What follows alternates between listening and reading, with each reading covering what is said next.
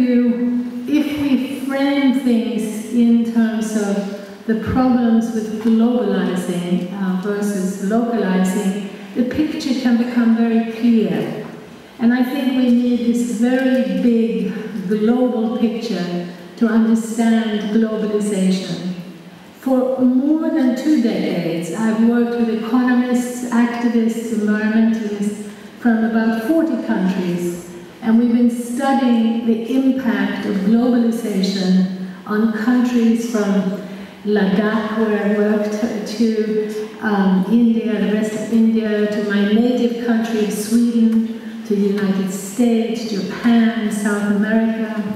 And in doing that, things became very clear. Globalization has been about the deregulation of global trade and finance. This deregulation has meant removing rules that protect society and the environment from the abuse of big business.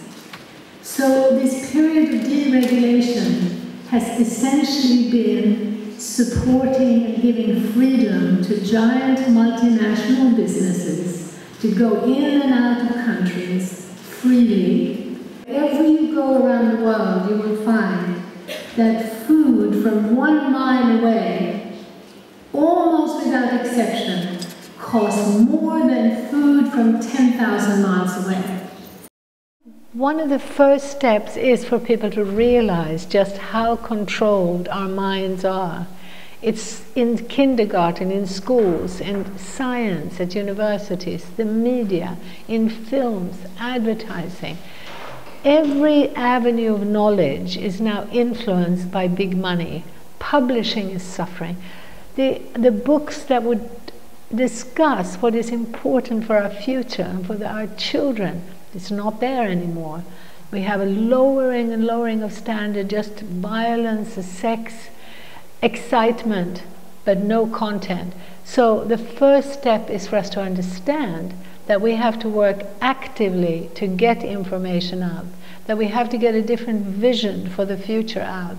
And unfortunately, within the movements, the millions of people who are working to protect the trees, to protect the dolphins, to protect the abuse of labor, at every level they're concerned about justice, they're concerned about their children. My definition of localizing economic activity has also to do with the need for governments to collaborate, to insist that multinational banks and corporations find a home and stay in a place where they have to adhere, they have to obey the rules of that place.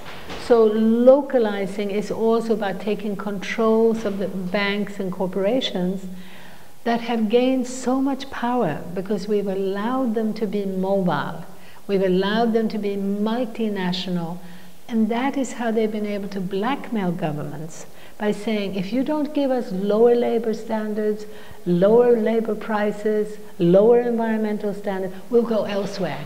If you don't let us bring foreign investment into your country, sorry, we'll go somewhere else. And this is how governments have been running scared, giving more and more power to the banks, until the banks now turn around and say, you can't look after your own people. You've got to pay the debt back to us. And you've got to make sure that we can pay our CEOs millions of dollars just in bonuses, but you can't afford to look after your own people. It's because of the mobility. So localizing is about place. So businesses at all levels, whether it's the national, regional, or very local level, need to belong to a place and obey the rules of that place. Once we understand the multiple benefits of localization, it's extremely encouraging and empowering. And as you will see, there are many things happening around the world that we can take strength and courage from.